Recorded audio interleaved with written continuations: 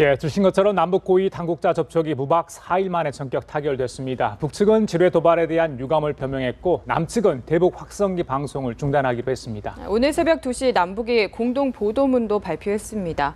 6개 항으로 된 남북 합의문에는 이산가족 상봉 등 관계 개선을 위한 내용도 포함이 됐는데요. 서울대 국제대학원 전옥현 교수, 정호김 전 국회의원 모시고 이야기 나눠봅니다. 어서 오십시오. 예, 안녕하십니까. 예. 드디어 끝났습니다. 무박 4일이었는데 이 산통이 대단했다. 그런데 이제 과연 옥동자를 생산을 했느냐, 뭐 박수를 칠 사안이 됐느냐 여러 가지 지금 의견이 지금 나오고 있는데 총평을 먼저 두 분께 여쭤보고 싶어요. 먼저 전 차장님께서 얘기해 주시죠. 예. 어쨌든 간에 뭐 이렇게 남북 간의 회담을 하다 보면 예. 뭐 이렇게 일방의 승리만을 가져다 수 있는 완벽한 합의문을 만드는 게 굉장히 어렵다. 예. 더군다나 이번 사건 같은 경우는 북한이 저질러놓은 그런 목함, 지뢰 도발에 대해서 북한이 회담 사건 발생 초기서부터 자기네가 안 했다고 국내에 선전한 걸만 봐도 예. 회담을 진행하는 것 자체가 사실 굉장히 어려운 측면이 있습니다. 이제 그럼에도 불구하고 아쉬운 점이 대목은 물론 없는 건 아니지만 그래도 큰 틀에서 이제 우리 정부가 이거 하나 가지고 붙들고 늘어져 가지고 2년간 정색 국면으로 가는 것보다는 좀 아쉽지만 일단 그 협상의 돌파구를 마련해 가지고 우리 정부가 그렇게 이제 추구하려고 했던 남북 당국 간 회담 그리고 이산가족 상봉 행사 이런 거를 갖다가 이제 앞으로 추진할 수 있는 여건을 만들고 한반도에서의 긴장의 수위를 장기간 유지시키는 것보다는 일단 대화 국면으로 정상 국면으로 복원시켜서 우리가 얻을 수 있는 이익, 미래의 남북관계 이익이 더 크다. 이거를 우리가 잘 추진만 하면 이번 협상에서 아쉬운 점을 얼마든지 만회할 수 있다. 그런 측면에서 이걸 보는 것이 낫지. 이렇게 하나하나 이렇게 뭐 완벽하게 우리가 정말 홍콩 소행으로 보면 우리 대통령께서 말씀하신 대로 사과 제거할 방지가 아니라 우리도 한번 원점 지휘세력까지 다시 한번 응징해야죠. 그러나 그렇게 하면은 위기가 걷잡을 수 없을 때 오는 손실이 너무 크기 때문에 아쉬운 대목이 있지만 이건 아쉬운 것은 앞으로 협상에서 얼마든지 보완해낼 수 있는 그런 전략을 마련해서 추진한다면 국민들로부터도 더 많은 박수를 받을 수 있다 이런 생각이 듭니다. 아쉽지만 대화의 단초 여건은 마련했다 이런 평가이신 것 같고요. 예, 장관님. 물론 국민 정서나 국민 감정 그리고 또 부상을 당한 우리 병사들을 생각한다면 바짝 무릎을 꿀려서 손바닥에 닿도록 빌게 만든다면 그게 100% 승리다라고 생각하시는 분들도 계실지도 모르겠습니다. 또한 이 합의에 대해서 북한이 또 자기네들의 어떤 그 레토릭, 즉 자기네들만의 수사로 자기네들이 마치 잘한 것처럼 선전을 할 가능성이 여전히 있습니다. 그럴 뿐만 아니라 이걸 합의했다 하여 그동안의 북한의 행태로 볼 때 이 합의대로 지킬 것이냐? 물론 안 지킬 것입니다.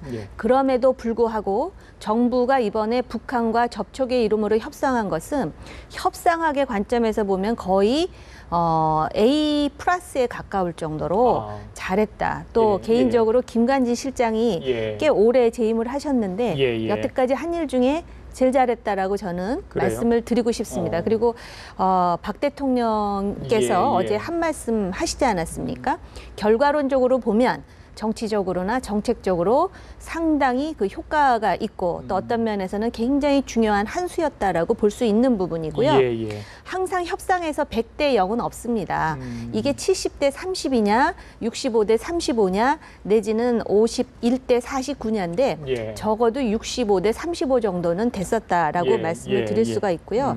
거기다가 이산가족 상봉이라는 또 카드를 끌어내지 않았습니까? 이산가족 상봉은 남북 간의 인도주의적 사업이라고 알려져 있지만 그동안에 북쪽에서는 마치 또 우리한테 주는 당근인 것처럼 치부했었는데 이 카드를 받아냈다라는 것도 역시 중요한 성과라고 할 수 있습니다.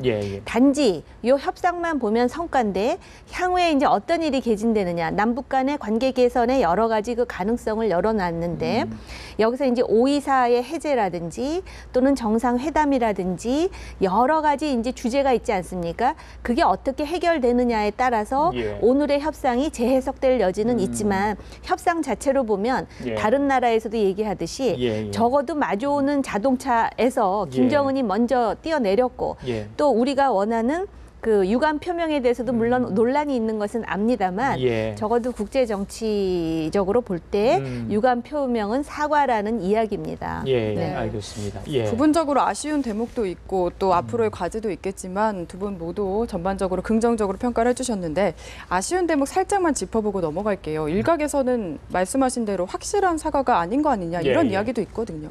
그러니까 이제 유감이다. 사과와 유감과 재발 방지와 책임자 처벌 이렇게 네 단어가 들어가면 우리가 일본 관계에서도 식민지 지배, 침략, 사죄, 반성, 너라 이렇게 얘기한 거 아니겠습니까? 얼마나 좋겠습니까? 근데 이 남북한과는 이 특수한 관계입니다. 특수한 관계고 특히 북한은 이 북한 정권의 속성도 그렇고 이 남북 관계 협상의 속성도 그렇고 전 세계에서 유례가 찾아볼 수 없을 정도로 가장 비정상적인 협상의 한 축이에요. 이걸 끌고 협상을 해야 되는데 원론적으로 국제정치 협상론에 나오는 원론만 갖고 본다면 아쉬운 점이 굉장히 많죠. 그러나 이건 협상의 실체에 딱 들어가게 되면 이게 어쩔 수 없다. 우리가 쥐 잡을 때 독 깨고 쥐 못 잡는 거가 더 많아요. 그래요? 그렇지 않습니까? 그러면 쥐도 놓치고 독도 깨고 건지는 게 하나도 없어요. 그 쥐도 잡고 독도 안 깨는 게 낫죠. 그렇지 않습니까? 그런 것처럼 이런 이상한 협상 형태를 가진 북한을 가지고 협상하기 때문에 이런 그 네 가지 사과, 재발 방지, 처벌 뭐 이렇게 딱 하면 좋은데 원래 우리 정부가 밝힌 대로 협상 주체의 그동안의 속성 또 남북 관계의 관행 현재 군사 위기의 어떤 아주 고도의 일촉즉발의 위기의 속성 이런 걸로 본다면 일각에서 지적하는 대로 유감 표명이 과연 사과냐 조금 전에도 줌이 나오지 않았습니까?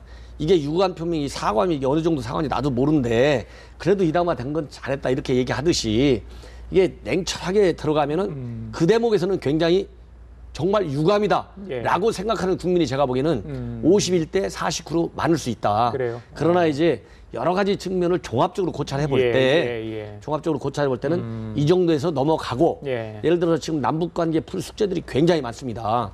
이번에 그 사건에서 이 부상당한 장병은 물론이고, 아니 현역 제대하는 군인들도 억울해가지고 응징하게 되면 응징하겠다고 제대 안 하겠다는 거 아닙니까? 이 정도로 우리 군인 정신도 어느 때보다도 추철하고 젊은 그 2030 세대까지도 이렇게 강한데 이 정도의 심리적 국민적 단합을 끌어낸 것만으로도 북한한테 명백한 사과와 유감을 받지 않은 것 이상의 성과가 저는 있다 이렇게 봅니다. 그래서 이번에 우리가 정말 100% 만족한 답을 못 내는 데 대한 아쉬움은 앞으로 당국간 회담에서 모든 문제를 풀자고 논의하자고 했어요. 이건 바로 뭐냐? 우리 정부가 작년 연말에 6.1제 장관이 모든 5.24 제재조치 금강산 문제를 포함해서 남북 간의 현안의 모든 현안들을 한 테이블에 올려놓고 포괄적으로 협상하자 이렇게 얘기했거든요. 이런 우리의 협상의 기본 틀을 이번에 다시 그때 북한이 이거 말도 안 되는 소리라고 일거지에 다 거부했지 않습니까? 이거를 지금 이제 8월이니까 8개월, 그게 12월 29일인가 그럴 거예요, 작년. 그러니까 지금 거의 만 8개월 만에 결국 받아냈다. 이게 8개월 만에 얼마나 이게 어렵게 받아낸 겁니까? 이런 큰 틀에서의 협상의 대원칙. 그 다음에 어떤 형식이 됐든 북한이 잘못됐다고 이거 반성하는 거 아니겠습니까? 어떻게 됐든. 이런 반성의 이 북한을 만들어내는 거. 이거는 어떻게 보면은 큰 틀에서 우리가 이 대승적으로 좀 받아들이고 앞으로 북한이 이제 이번에 합의한 것도 언제 깰지 몰라요. 제가 보기에는 한두 번 요동치게 돼 있습니다. 요동 안 치면 이제 김정은이가 아니죠. 김정은이가 이제 정신 차리는 거죠.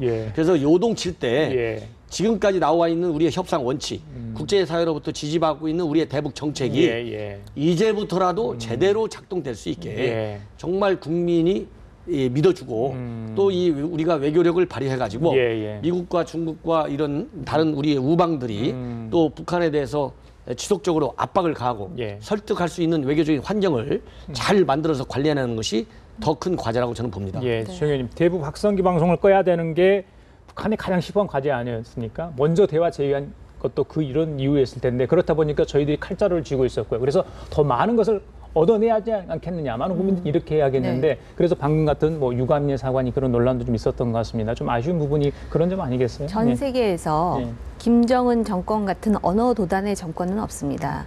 그리고 전 세계의 이목이 소위 중동의 IS 테러에 집중되어 있지만 그 IS 테러 집단보다 더 비열한 정권이 바로 김정은 정권입니다.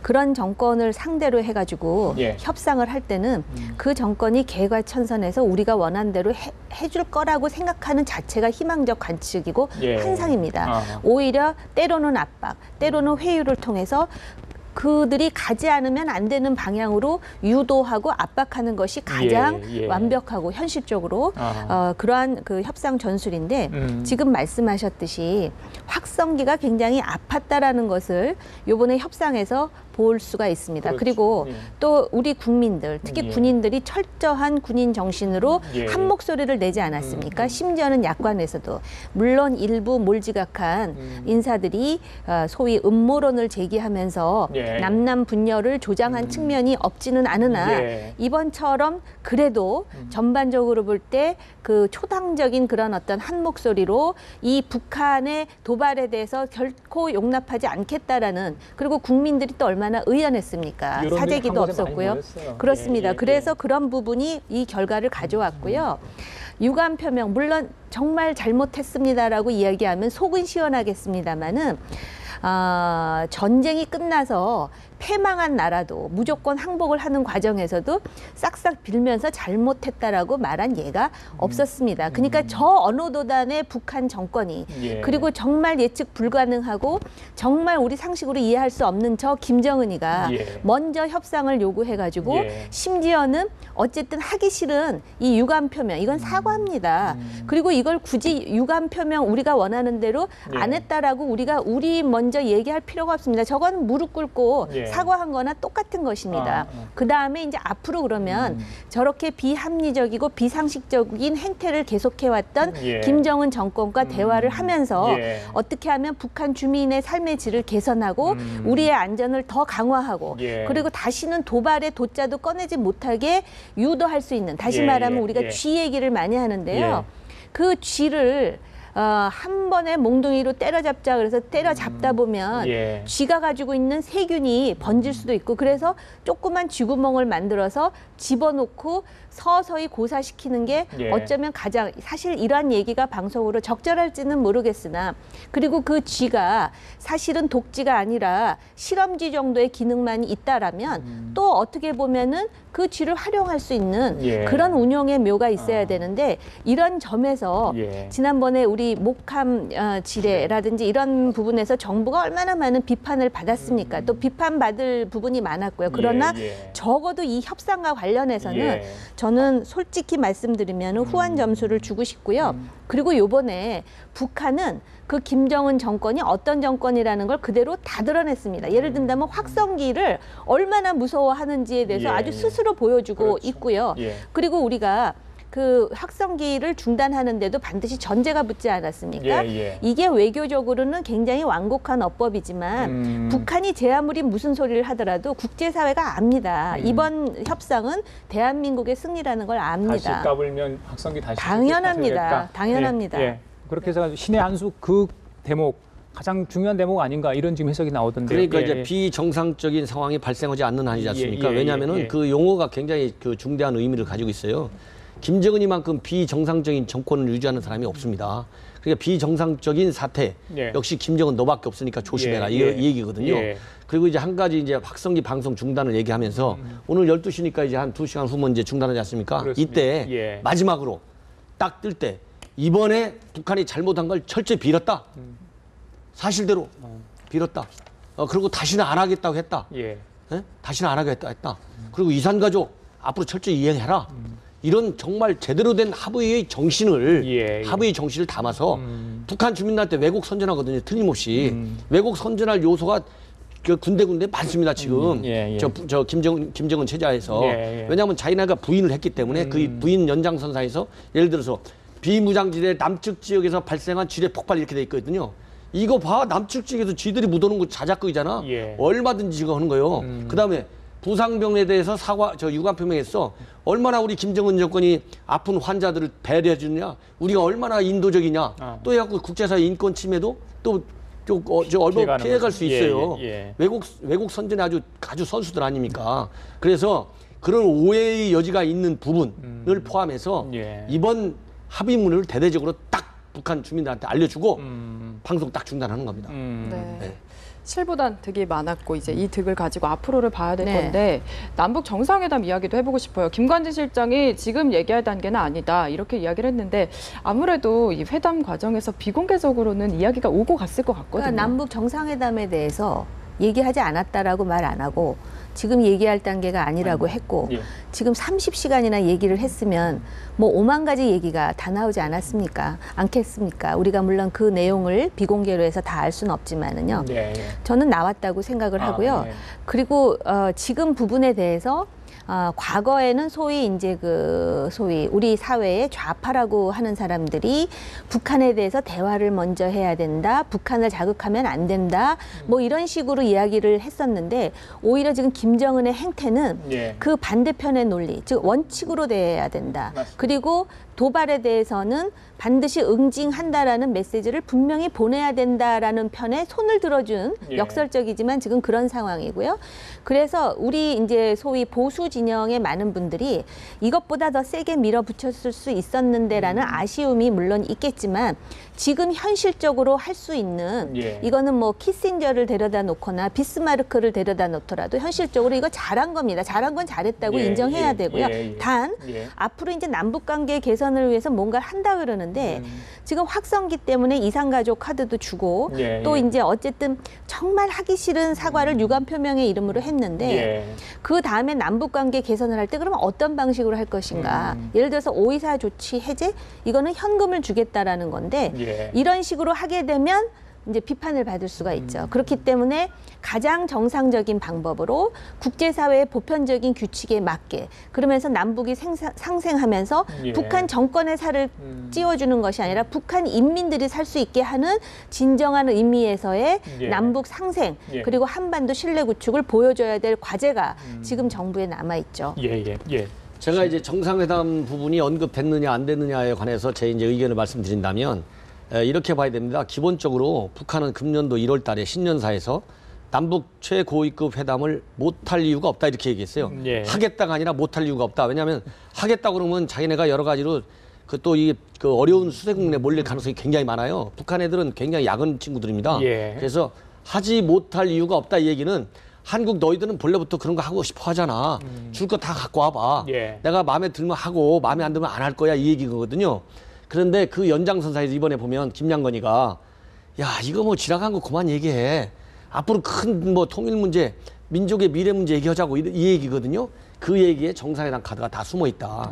그리고 이번에 일본항에서 일본항이 사실 이번에 제일 큰 의제는 군사 위기를 해소하는 거예요. 그렇습니다. 그럼 사과 예, 유감 표명이 일본이어야 됩니다. 예. 근데 합의문의 순서가 남북 당국 간 회담을 빨리 서울과 평양을 와가면서 하는데 왜냐하면 서울과 평양에서 오가는 얘기는 당국 간 회담이면 이번에 보면 최소한도 장관급 회담이거든요. 예. 그러면 각각의 정상, 김정은과 우리 대통령을 대표단이 만날 수 있는 여건을 만들어주겠다는 겁니다.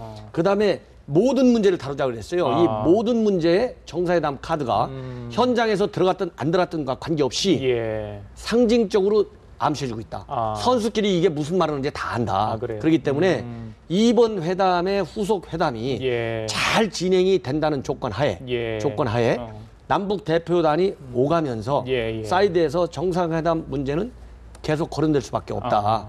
왜냐하면 우리 정부 측에서도 남북 정상회담에 관해서 상당한 관심을 갖고 있는 것은 여러 계기에 공식 비공식으로 이미 수차례 나왔어요, 대외적으로. 그렇죠. 그럼 김정은이 아까 말씀드린 신년사에도 명시로 밝혔고 근데 이제 우리 정부가 거기에 정식 대응을 하지 않은 것이 이 북한의 대화의 진정성이 없는 상태에서 덥석 정상회담 문제를 들고 나올 경우에 우리도 유리할 게 없어요. 그래서 우리가 공식적으로는 카드로 내놓지 않고 있죠. 그러나 전반적인 이번 회담의 진행 내용을 쭉 본다면 최소한도 김관진 우리 실장과 그 저쪽 황병서 간의 어떤 1대1 그런 그 접촉도 많이 있었지 않습니까?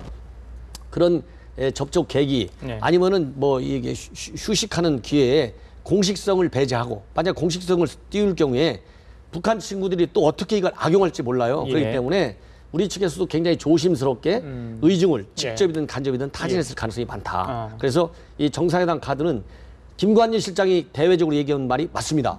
지금 단계에서는 거론할 입장이 아닙니다. 아까 제가 말씀드린 대로 현 단계에서는 악용될 소지가 굉장히 많아요.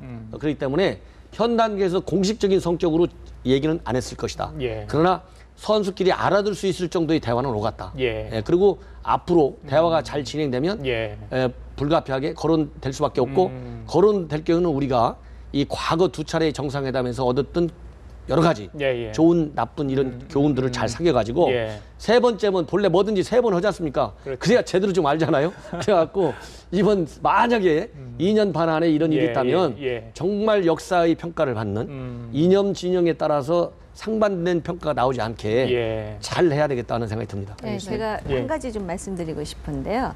이제 합의가 나왔지만 제가 아까도 말씀드렸듯이 북한이 이 합의대로 국제사회의 정상적인 일원이 될 것이다라는 기대는 하지 않고 현실적인 사고로 대응하는 게 맞다라는 생각이 들고요. 그다음에 이산가족 카드도 그렇고요. 정상회담도 북한 입장에서는 우리한테 주는 매우 큰 정치적 카드라는 인식이 매우 강합니다. 그 이유는 과거에 두 차례의 정상회담을 통해서 이것이 정상회담을 할 때 다원주의 또 자유민주주의의 대한민국 사회의 정치적 함의가 무엇인지를 북한 사람들은 너무나 잘 알고 있어요. 물론 김정일은 사망했고 김정은은 아직 어리고 때로는 경박하지만 그 김정은 밑에 있는 북한의 엘리트들은 수십 년을 그걸 해왔던 사람들이기 때문에 우리 내부에 정치적으로 정상회담이 주는 함의가 무엇인지를 알고 있습니다. 그렇기 때문에 자기네들이 정상회담 카드를 받으면 그 반대급부로서 무엇을 받아야 된다라는 인식이 상당히 고착화되어 있다라는 것이죠. 그래서 제가 524라든지 다른 이야기를 많이 꺼냈거든요. 그래서 정상회담에 대한 카드로 과거에 무슨 현대에서 얼마가 갔다라는 둥 또는 노무현 정부 때는 엄청난 인프라를 제공하겠다고 합의문에 썼다가 국민적인 저항을 받지 않았습니까? 그렇기 때문에 그런 부분에 대해서는 우리가 어차피 지금 박근혜 대통령이 그런 그 신뢰 구축에 대해서 상당히 원칙적인 입장을 개진한 마당이기 때문에 그런 부분에 대해서도 투명하고 이 부분에 대해서 민족과 국가의 미래만 바라보지 정치적인 함의를 고려하지 않는다라는 시그널을 준다면 훨씬 더 많은 신뢰를 받을 수 있을 거라고 생각을 하고요. 또 하나는 이번 회담을 통해서 뭐 통통 라인이 다시 재가동되느냐 여러 가지 얘기가 나오는데요.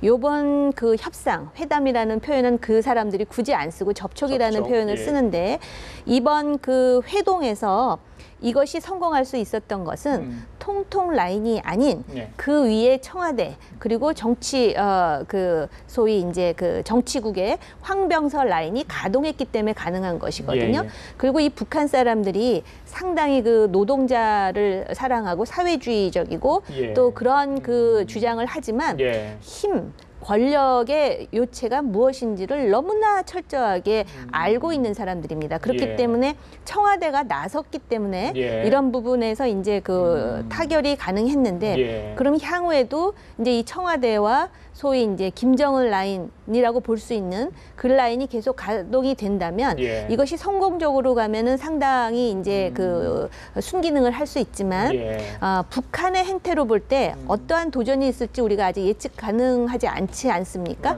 그렇기 때문에 그런 부분에 대한 대비, 신중함, 그리고 국민들이나 또는 정치권이 지나친 기대를 갖지 않고 매우 냉철한 머리로 한다면 분명히 지금 그 거의 코너에 몰렸고 또 경제적으로도 어려움이 많고 국제사회에서도 고립되었기 때문에 핵 문제를 포함해서 남북 간 협력과 평화의 문제를 상당히 그 적실성 있게 논의할 수 있는 장은 마련할 수 있다. 결국은 우리한테 날렸다는 말씀을 드리고 싶습니다.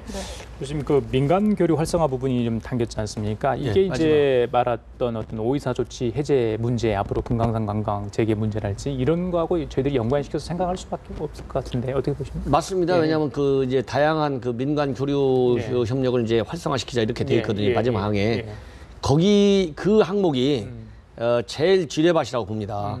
이것이 남북 간의 갈등도 촉발시킬 수 있고 특히 남남 갈등을 굉장히 촉발시킬 수 있어요.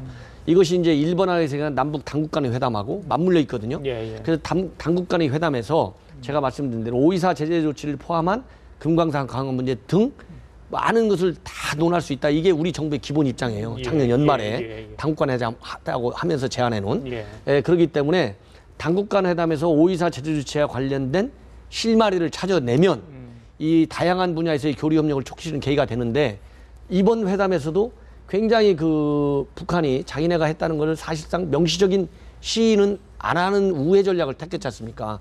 그런 것처럼 5.24 제재 조치와 관련된 그런 포련한 폭침 이런 선행 조치를 잘 안 하고 북한이 6번 다양한 민간 분야에서의 교류 협력을 너희들 왜 하느냐 이렇게 하고 달려들 공산이 굉장히 크다. 그러면 반드시 남남 갈등이 이루어지고 그걸 빌미해서 북한이 이거 남한 당국 당신들이 지금 이 약속 안 지키잖아. 내가 어떻게 이 약속 지키냐. 이렇게 해서 이번 합의문을 한순간에 휴지 조각으로 만들 가능성도 배제할 수 없다. 여기에 우리가 항상 신경을 많이 써서 그런 회담 이 촉진 전략, 회담을 이렇게 망가뜨리지 않도록 방지하는 이런 다양한 물밑 접촉도 앞으로 이제 상당히 강하게 추진해야 된다 이런 생각이 듭니다. 저는 우리가 지금 아까 우리 합의에 대해서 제가 굉장히 긍정적인 점수를 줬는데요.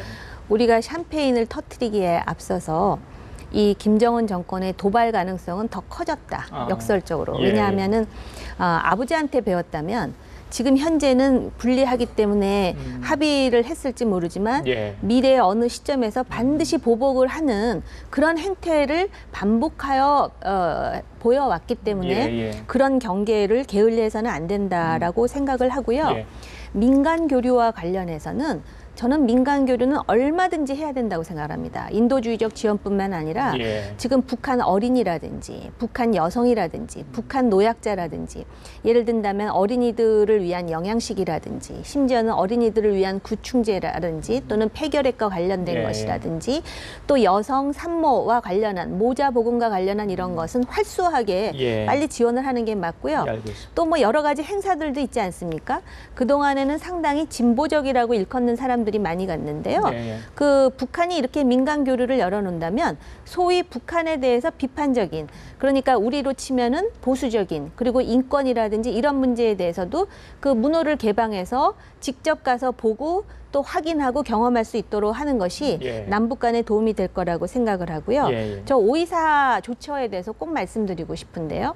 이번 문제를 계기로 5.24를 해제하는 것에 대해서는 신중을 기하라고 강조하고 싶습니다. 왜냐하면 5.24라는 것이 천안함 폭침의 결과로서 그 정책이 나온 것인데 물론 뭐 또 다른 유감 표명이라든지 뭐 사과 비슷한 걸 할 수는 있습니다만은 5.24의 속성이 무엇이냐면은 5.24 이전에 소위 모래 채취라든지 자괄 채취라든지 바지락 사업 해가지고 엄청난 현금이 들어갔던 것입니다. 그것도 우리나라의 원화가 들어간 것이 아니라 달러나 유로화가 들어갔는데 그 액수가 자그마치 개성공단의 임금으로 주는 액수의 4, 5배가 됩니다.